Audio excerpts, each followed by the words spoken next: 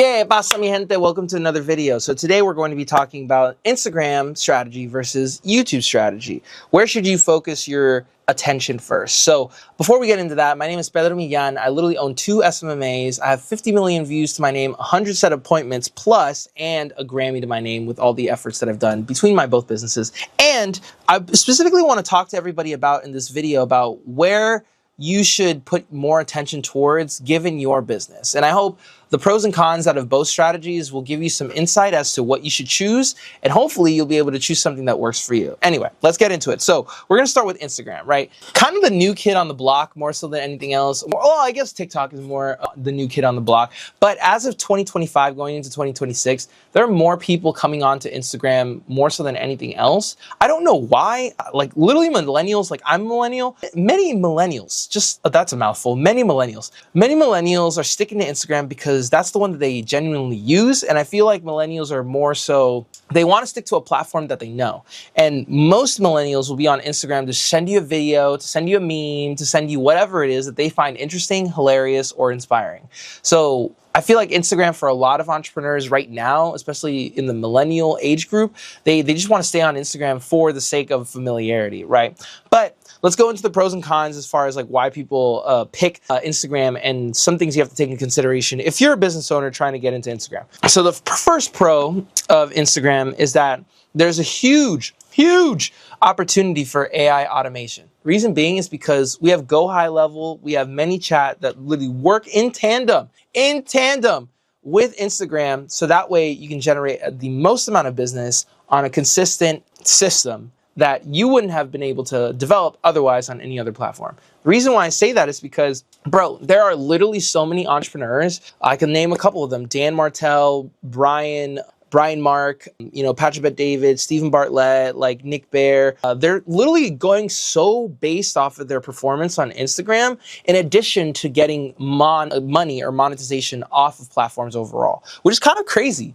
You weren't able to do that before on Instagram. Now Instagram is basically turning itself into an additional distribution channel inside the already established distribution channel being social media, right? So the opportunity for setting AI and just to simplify your life over content creation, automations as far as reach outs to other people, and on top of that, setting appointments overall is much easier now, especially with these AI automated third-party platforms that we can connect, which Instagram have given the green light, like ManyChat and Go High Level. So that's the first thing. And second thing is speed the lead, man. Like the appointment setting system in Instagram in comparison to every other social media platform is unmatched, because you could literally set up so many DMs or just set up so many appointments in the DMs, if that makes sense. Like you literally can talk to somebody as soon as they follow, as soon as they engage with your post, as soon as they send you something, as soon as they send you the initial message. So that's 4 points of contact already within 5 to 10 minutes. So I think that's absolutely amazing. And within this marketplace where we have a trust recession, I think that's stupid important, because you want to make sure that you're giving people the attention they deserve, even if you're trying to automate with AI, which is kind of crazy, right? So like the fact that you can get to your leads as soon as possible is astonishing. Like it's absolutely amazing. Like you literally have a lead section in your business profile when you set up your Instagram, and literally could just click on there and be like, oh wow, there's literally a graphic here with their info and stuff. I can email them, I can call them, I can literally send them a DM, I could do 3 ways of contact, right? In addition to anything outside of already engagement with your content overall, which is kind of cool. The speed, the next thing would be the speed to making content too. Is like you can make content on platform. It's not like YouTube or any other platform really. Like the speed to making content is stupid easy now with Edits out, like literally the app that Instagram made overall called Edits. You can literally make content on Edits to post onto Instagram for boosted engagement, which is kind of cool. And on top of that, you could literally go out your way in order to make content only on the platform. So that way you're letting Instagram know that you're using their platform and algorithms in order to make your content more appealing, if that makes sense, which is kind of cool. Plus, with the orientation that you have with Instagram being 1920 by 1080, your ability to cross-platform or cross-platform posting or cross-posting, if that makes sense, is much easier too, because it's the same, literally the same orientation for TikTok, for Reels on Facebook, for Shorts on YouTube, et cetera, et cetera, et cetera. And it makes it stupid easy. So making content and posting it everywhere has never been easier than with Instagram overall. Now the cons, here are the cons. What goes up must come down. The algorithm, in my personal opinion, is inconsistent and feels unpredictable because the algorithm changes roughly 3 to 6 months at a time. Like, you don't even have to ask me. You can ask Adam Mosseri and all the people who basically tinker with this stuff on a consistent basis, right? There's just always having to test and develop a action plan, especially when those drop in views that people complain about all the time. And it's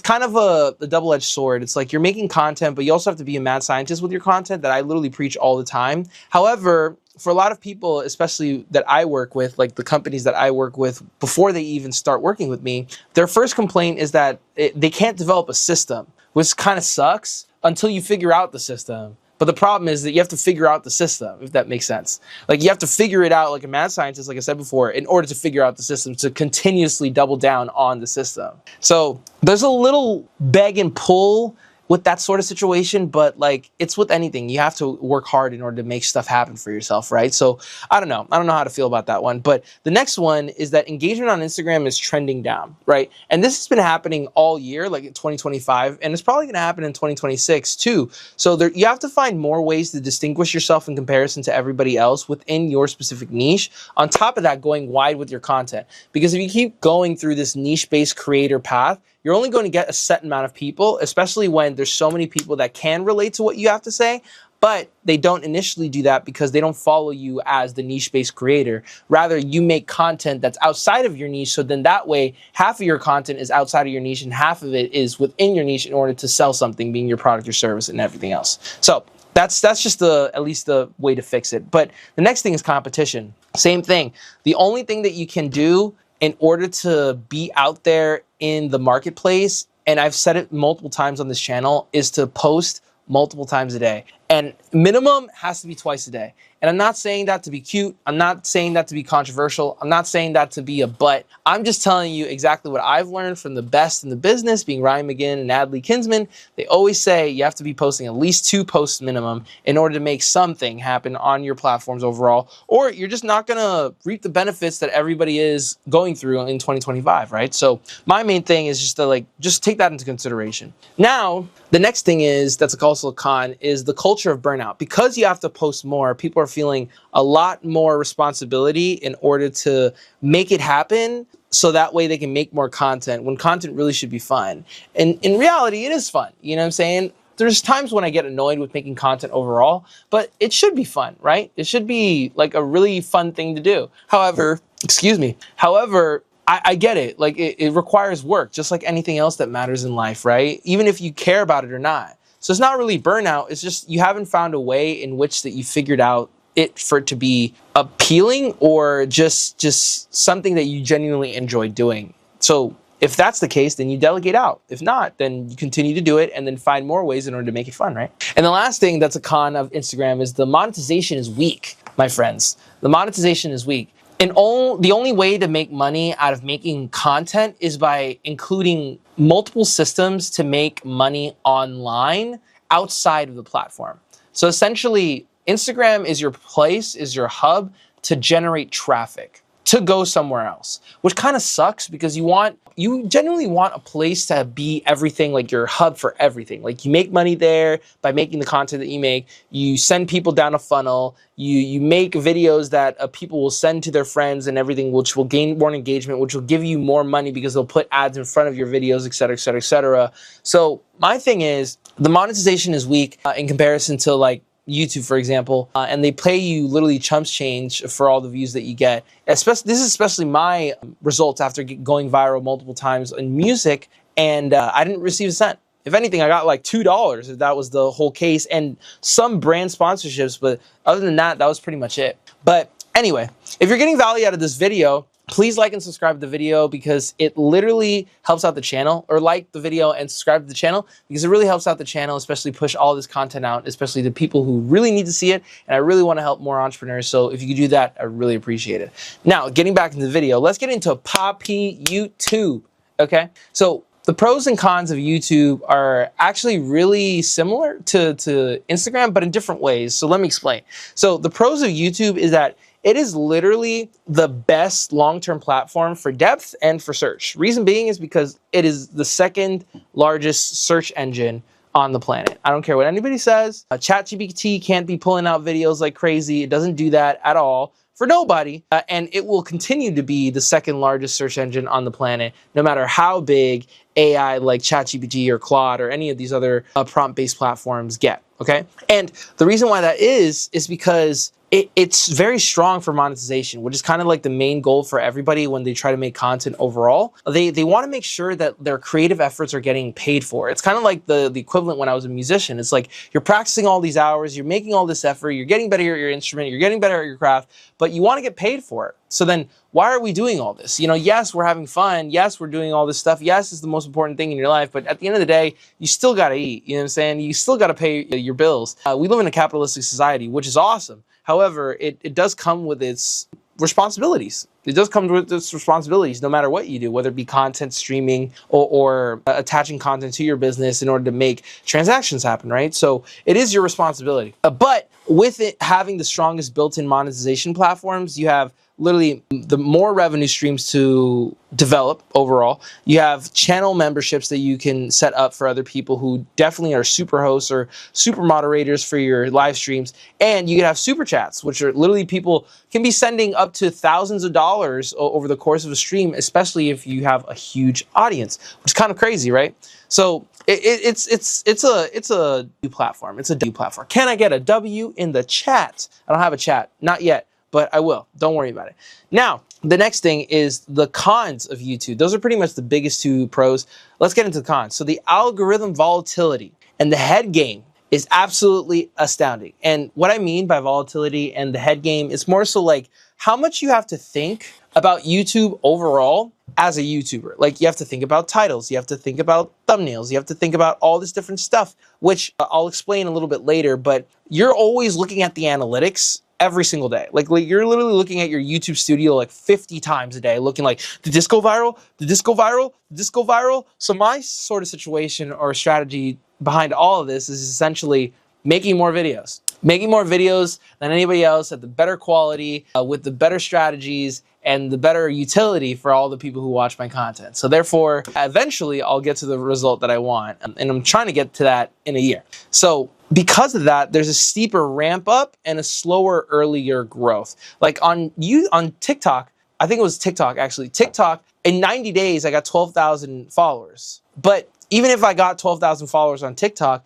it didn't necessarily change my life overall. Like I was a musician at the time. I literally went to shows and people would tell me, oh, I saw your videos. But that didn't mean more people in the seats of my videos. I mean, there weren't more people in the seats and of the audience at my shows, which is essentially the goal for musicians overall. So now we're getting a bunch of different people online showing up to hearing us play music, but not at our shows, especially if they say that they're our fans. Like it doesn't make any sense, which kind of sucks because it's like, dang, like, and a lot of business owners that I talk to, they feel the same thing. Like they genuinely feel the same thing, even though they were able to get followers upon followers within like the first 2, 3 months, 6 months of just posting content, which is cool. But YouTube's like that times 10. It's like, hey, you're going to get some followers, but you're not going to get them within the first 3 months. I'll tell you that much, unless you're putting the amount of effort that is required in order to make it happen, right? So it's just a slower ramp up, more so than anything else.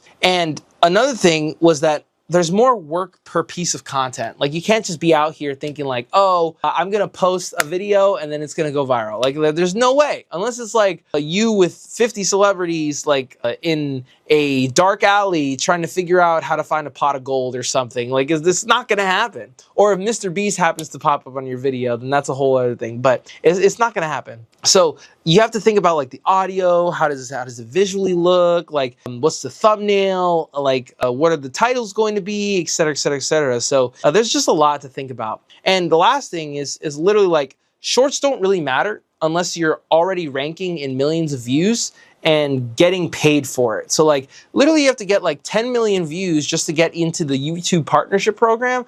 on shorts. And I'm trying to get into the YouTube partnership program, or continuously get paid by the YouTube partnership program, because of my long form videos. Because getting paid just to make content is the dream, bro. Like, it's like literally you're just out here doing what you love, and then on top of trying to help people or entertain people overall, which more of that will come in the future. But you're doing that so you can develop a life for yourself on a consistent basis. I already have a business that makes money, but this could be another avenue for business owners in order to make their lives, or the stuff that they want to accomplish in their lives, more possible, if that makes sense. So with that in mind, with all those things in mind, you got the pros and cons of YouTube and Instagram. I don't necessarily have a preference over the two. As far as making money, definitely YouTube, but yeah, I've definitely seen a lot of people develop results over Instagram and YouTube overall, especially in 2025 going into 2026. So it's up to you what you decide what you want to make content on, but just focus on one, and then the rest of them are on maintenance. Like, literally just make content for them when you can, not necessarily trying to be out on everything, okay? So anyway, I hope that makes sense. If you got value out of the video, please make sure you like the video and click subscribe, because it really helps out the channel, and I put videos out like this every single day, and you don't want to miss them. Otherwise, if you need some personal help as far as developing your personal brand with your business, and more one-on-one help with me, you can literally click the first link in the description to book a call, and we can figure out how we can help you in your personal brand. Otherwise, I hope you have a great day, and I'll see you in the next one. Peace.